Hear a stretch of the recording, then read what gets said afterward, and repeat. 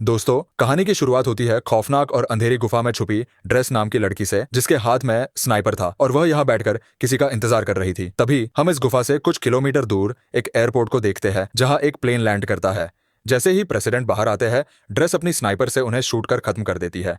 तभी हमें पता चलता है कि यह कोई मामूली लड़की नहीं, बल्कि एक खूंखार स्नाइपर है, जो इस तरह से प्रेसिडेंट पर निशाना लगाती है कि आसपास के लोगों को यह भी पता नहीं चलता कि प्रेसिडेंट पर किसने और कहां से गोली चलाई। खैर, अब ड्रेस अपना काम खत्म करने के बाद बुलेट कवर अपने पास रख लेती है। इसके बाद वह अपनी माँ से मिलने उनकी कब्र पर जाती है, क्योंकि अब उसकी माँ इस दुनिया में नहीं रही। लेकिन जब वह ग्रेवयार्ड पहुंचती है तो देखती है कि उसके पिता पहले से ही वहां बैठे हुए हैं। वह उनके पास जाकर बात करने की कोशिश करती है, लेकिन तभी ट्रेसा के पिता इस बात का खुलासा करते हैं कि वह अपनी बेटी के बारे में सब कुछ जानते हैं, कि वह एक स्नाइपर है और अभी अभी उसने एक इंसान की जान ली है।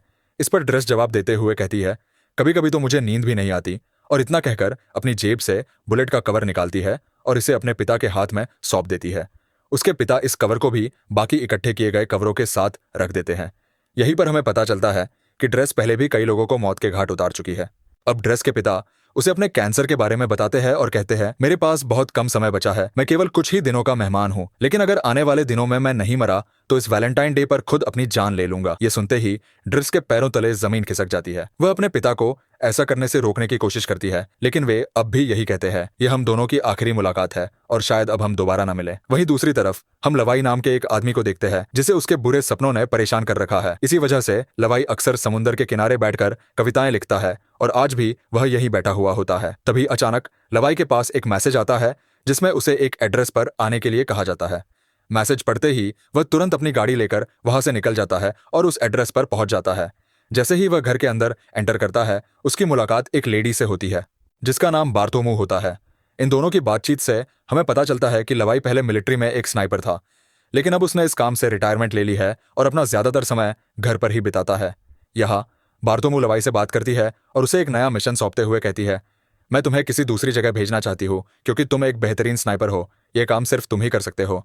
साथ ही वह लवाई से यह भी पूछती है, क्या तुम्हारी फैमिली में कोई ऐसा है जो तुम्हारे जाने के बाद तुम्हें मिस करेगा, क्योंकि हो सकता है कि वहां जाने के बाद तुम उन्हें कभी ना मिल पाओ। यह सुनकर लवाई थोड़ा सोच में पड़ जाता है और फिर बार्थोमू से कहता है, मेरी फैमिली में ऐसा कोई नहीं है, मैं अकेला रहता हूँ। इसके बाद बार्थोमू लवाई से कहती है कि उसे मिशन की सारी जानकारी बाद में दी जाएगी। इसके तुरंत बाद लवाई को बेहोश कर दिया जाता है।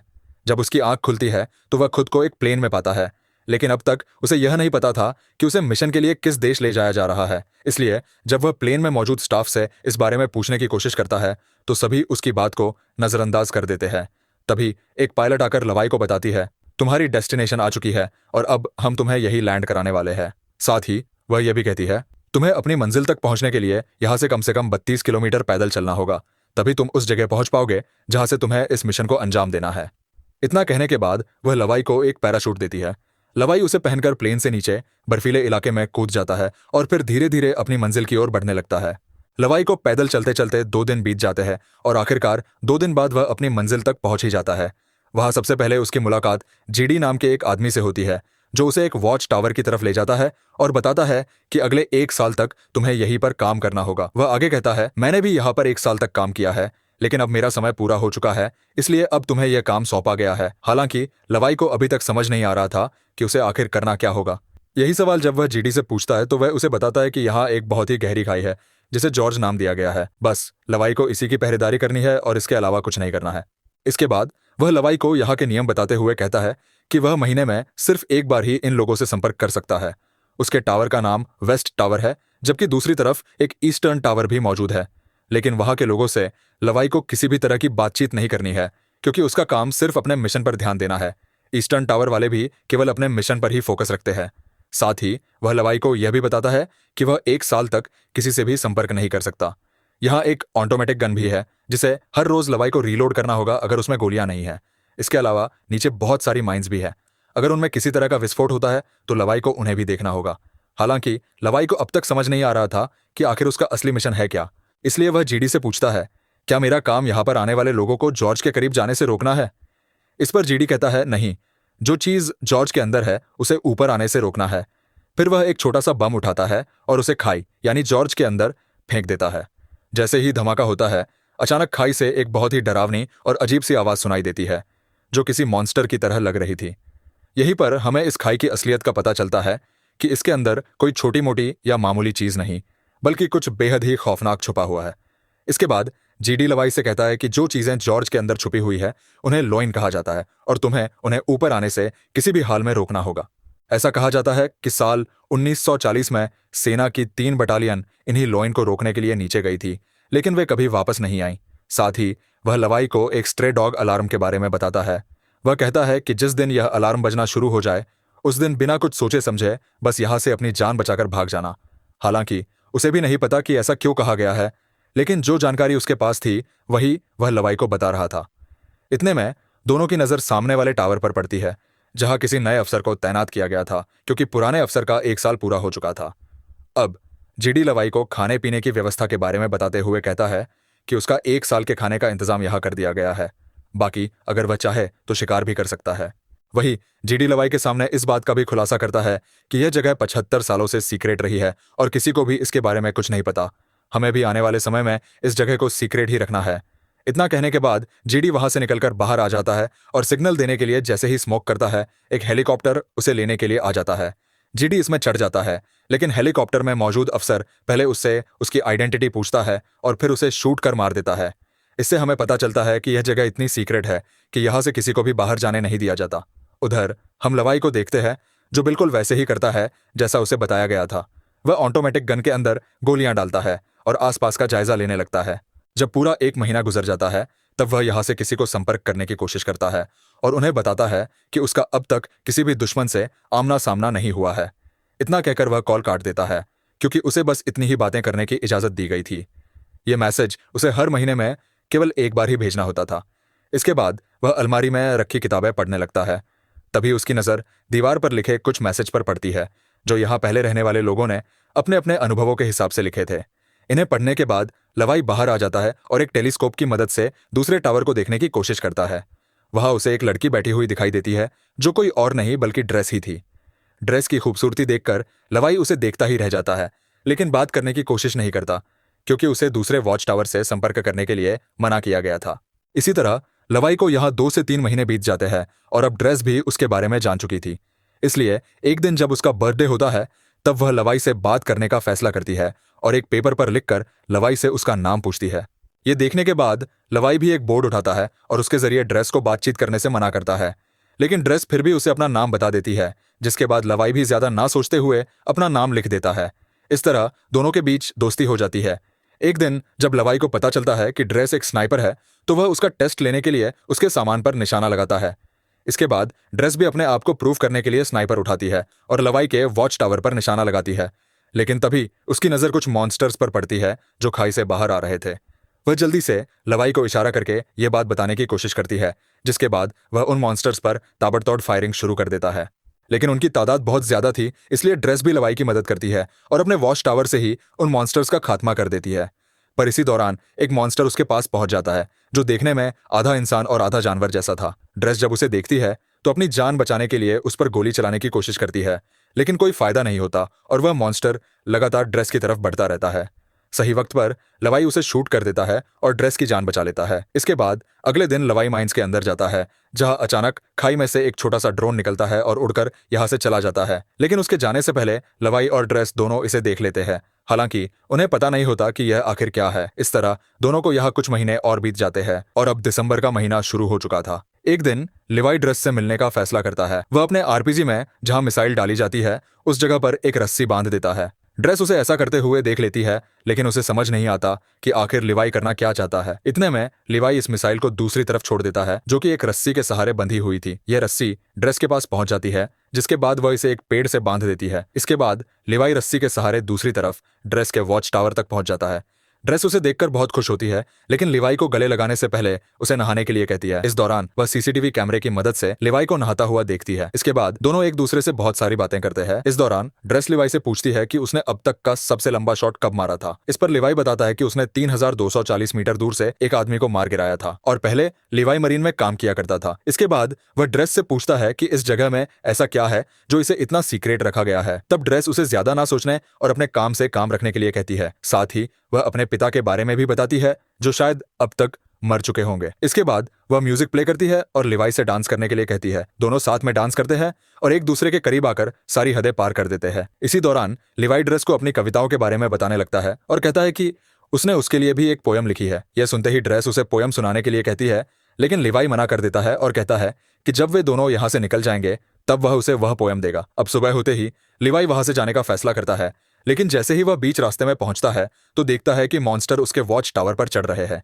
पर टावर पर लगी माइन से जब वे टकराते हैं तो एक बड़ा धमाका होता है जिसमें लिवाई की रस्सी जल जाती है और वह खाई में गिर जाता है। ड्रेस भी यह सब देख रही होती है। वह लिवाई को बचाने के लिए जल्दी से एक पैराशूट लेती है और बिना कुछ सोचे समझे खाई में कूद जाती है। ड्रेस नदी में बहते हुए किसी तरह किनारे तक पहुंच जाती है। वही लिवाई को एक पेड़ की जड़ों में उलझा हुआ देखते हैं, जहां अचानक एक बड़ा सा केकड़ा उस पर हमला कर देता है। लिवाई खुद को बचाने की कोशिश करता है, लेकिन पेड़ की जड़ें उसे जकड़ लेती है। इससे पहले कि केकड़ा उसे गंभीर नुकसान पहुंचा पाता, ड्रेस वहां आकर उसे बचा लेती है। दोनों आसपास के इलाके को ध्यान से देखने लगते हैं कि तभी कुछ होलोमैन घोड़े पर सवार होकर आते हैं और उन पर हमला कर देते हैं। लिवाई और ड्रेस डरने के बजाय उनका डटकर मुकाबला करते हैं और दो होलोमैन को मार गिराते हैं, जबकि एक वहां से भाग जाता है। इधर लिवाई उस होलोमैन के शरीर को जांचने के लिए उसके पास जाता है और देखता है कि उसने वर्दी पहनी हुई है। वर्दी को देखते ही उसे जेडी की बताई हुई बात याद आ जाती है कि सालों पहले 3 बटालियन इस खाई में गिर गई थी और फिर कभी वापस नहीं आई, लेकिन वे अब तक जिंदा कैसे हैं? यही सवाल लिवाई को सोचने पर मजबूर कर देता है। इसके बाद लिवाई और ड्रेस वहां से निकलकर आगे बढ़ते हैं और एक अजीब सी जगह पर पहुंचते हैं जहां इंसानों के शरीर से पेड़ निकल रहे थे। यह नजारा बेहद खौफनाक था, मानो किसी खतरनाक वायरस ने इस जगह को अपनी चपेट में ले लिया हो। अभी वे इस भयानक दृश्य को देख ही रहे थे कि तभी कुछ होलोमैन उनकी ओर बढ़ने लगते हैं। उनसे बचने के लिए लिवाई और ड्रेस एक पुराने चर्च में शरण लेते हैं, लेकिन चर्च का माहौल और भी डरावना था। यहाँ चारों ओर मरे हुए लोगों की लाशें बिखरी हुई थीं। ऐसा लग रहा था जैसे उन्होंने खुद को इस वायरस से बचाने के लिए आत्महत्या कर ली हो। तभी अचानक ड्रेस के ऊपर एक विशाल मकड़ी हमला कर देती है, जो किसी तरह के वायरस से संक्रमित नजर आ रही थी। ये मकड़ी बेहद आक्रामक थी और सीधे ड्रेस पर झपट पड़ती है। लिवाई और ड्रेस मिलकर उस पर ताबड़तोड़ फायरिंग करते हैं और आखिरकार उसे मार गिराते हैं। लेकिन अब उनके सामने सवाल यह था, क्या यह वायरस अभी भी जिंदा है, और अगर है तो वे खुद को इससे कैसे बचाएंगे? लेकिन तभी दरवाजा तोड़कर कुछ होलोमैन यहाँ आ जाते हैं। उन्हें देखते ही लीवाई और ड्रेस जल्दी से चर्च से भाग निकलते हैं और पहाड़ों के बीच बनी एक सुरंग में पहुंच जाते हैं। दरवाजे को आगे से बंद करके जब वे इस सुरंग को अंदर से देखते हैं तो उन्हें एक तरह की लैब दिखाई देती है जहां पहले कभी एक्सपेरिमेंट किए गए थे। यहाँ उन्हें एक बैकअप जनरेटर भी मिलता है जिसे वे स्टार्ट कर देते हैं। फिर लिवाई को एक डीवीडी प्लेयर मिलता है। डीवीडी के इस कैसेट को जब ये दोनों प्ले करते हैं तो स्क्रीन पर एक लेडी दिखाई देती है जो इस जगह को लेकर अपने सीक्रेट मिशन के बारे में बताती है। साथ ही वह आगे यह भी कहती है कि हम यहाँ एक केमिकल मिसाइल बना रहे थे जिसमें बहुत सारे लोग मिलकर काम कर रहे थे, लेकिन एक दिन जब इस जगह पर भूकंप आया तो उसकी वजह से जो मिसाइल हमने तैयार की थी वह लीक होनी शुरू हो गई। इस तरह ये केमिकल आसपास फैल गया जिसकी वजह से कई लोग इफेक्टेड हो गए और मैं भी इफेक्टेड हूं। हालांकि उन्होंने यह बात मिलिट्री को भी बताई थी और कहा था कि इस जगह के ऊपर बमबारी करके इसे पूरी तरह से डिस्ट्रॉय कर दिया जाए ताकि ये केमिकल कहीं और ना फैल सके, लेकिन मिलिट्री ने उनकी बात पर गौर नहीं किया। इस लेडी की बातें सुनने के बाद अब लीवाई और ड्रेस को सब कुछ समझ में आ जाता है, इसीलिए वे इस सुरंग को और करीब से जानने की कोशिश करते हैं। तब उन्हें यहाँ एक नए जमाने का कंप्यूटर मिलता है जो कि काफी अजीब बात थी, इसीलिए वे इस कंप्यूटर को ऑन करने का फैसला करते हैं और उसमें मौजूद इंफॉर्मेशन देखकर एकदम हैरान रह जाते हैं, क्योंकि इसमें उन्हें डार्क लैब नाम की एक कंपनी के बारे में पता चलता है जो कि पैरामिलिट्री बनाने का काम करती है। वे यहाँ से इफेक्टेड लोगों के सैंपल ले जाते हैं और उनसे अपने सोल्जर को सुपर सोल्जर बनाने का काम करते हैं।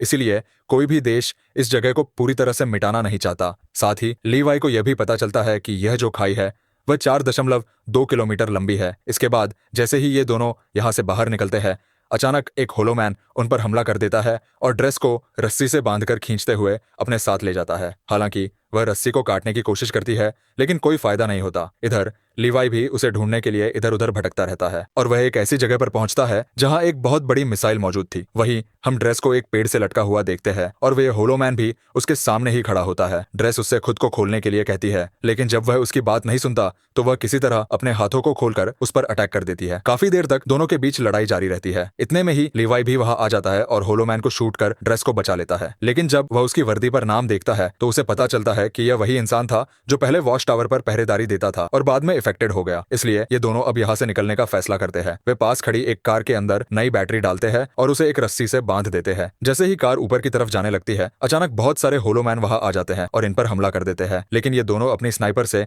कई होलोमैन को मौत के घाट उतार देते हैं। लेकिन एक वक्त पर आकर जब इनकी गोलियां खत्म हो जाती है तो ये उनमें आग लगा देते हैं और फिर एक पहाड़ी पर पहुंचकर इस कार को भी नीचे धकेल देते हैं। इसके बाद किसी तरह ये ईस्टर्न टावर तक पहुंच जाते हैं, लेकिन इन्हें इस बात का डर रहता है कि कहीं इनमें से कोई इफेक्टेड ना हो गया हो। इसलिए अगले दिन लीवाई रस्सी की मदद से अपने वॉच टावर पर पहुंच जाता है। वहां बार्तो उससे संपर्क करती है और पूछती है, क्या तुम जॉर्ज के अंदर गए थे? इस पर लीवाई मना कर देता है। यह सुनकर बार्तो कहती है कि हो सकता है कि दूसरे टावर का कोई अफसर जॉर्ज में गया हो, क्योंकि किसी ने हमारे कंप्यूटर को स्टार्ट किया है, इसलिए अब तुम्हें उसे मारना होगा। हालांकि बार्तो ने पहले ही सीसीटीवी फुटेज में देख लिया था कि लीवाई और ड्रेस जॉर्ज में गए थे, लेकिन वह लीवाई के सामने इस बात का इजहार नहीं करती, बल्कि अगले दिन खुद ही वहां आ जाती है। लेकिन उसके हेलीकॉप्टर को लीवाई और ड्रेस दोनों देख लेते हैं और उन्हें समझ आ जाता है कि वह उन्हें मारने के लिए आई है, इसलिए वे जल्दी से जंगल की तरफ भाग जाते हैं। लीवाई को पता था कि 4.2 किलोमीटर की दूरी पार करने के बाद ये खाई आपस में मिल जाती है और फिर वह ड्रेस से मिल सकता है। यह वॉच टावर के एंटी पर हमला करता है और यहाँ अलार्म बजना शुरू हो जाता है, यानी कि अगले 2 मिनट में स्ट्रे डॉग मोड ऑन हो जाएगा और यह जगह अपने आप डिस्ट्रॉय हो जाएगी। अब बार्तो भी यह बात अच्छी तरह से जानती थी, इसलिए वह हेलीकॉप्टर लेकर यहाँ से भागने लगती है। इधर ड्रेस और लिवा वही है जिसके बाद 2 मिनट पूरे होते ही जॉर्ज के अंदर जो मिसाइल रखी हुई थी वह ब्लास्ट हो जाती है। इस ब्लास्ट की वजह से सभी हॉलो मैन मारे जाते हैं। वही बार्तो का हेलीकॉप्टर भी इस धमाके की चपेट में आ जाता है, जिस वजह से वह भी मारी जाती है। इधर लिवा भी पानी में गिर जाता है, लेकिन ड्रेस इन सब में बच जाती है और एक जगह बैठकर उसका इंतजार करने लगती है। काफी दिन बीत जाते हैं, लेकिन लीवाई का कोई अता पता नहीं चलता, इसीलिए वह उसकी लिखी हुई पोयम खोलकर पढ़ती है और फिर अपनी नई जिंदगी की शुरुआत करती है और एक रेस्टोरेंट में काम करने लगती है। लेकिन तभी अचानक एक दिन वहां लिवा आ जाता है। उसे देखकर ड्रेस खुश हो जाती है और फिर यह दोनों एक दूसरे को किस करते हैं और इसी के साथ हमारी कहानी यही खत्म होती है। अगर आपको ये वीडियो पसंद आई हो तो इसे लाइक और शेयर करना ना भूलें। साथ ही हमारे चैनल सिनेमैट्रिक्स को सब्सक्राइब करें और बेल आइकन दबाएं ताकि आपको हमारी हर नई वीडियो की अपडेट सबसे पहले मिले। मिलते हैं अगली कहानी में, तब तक के लिए बाय बाय, टेक केयर।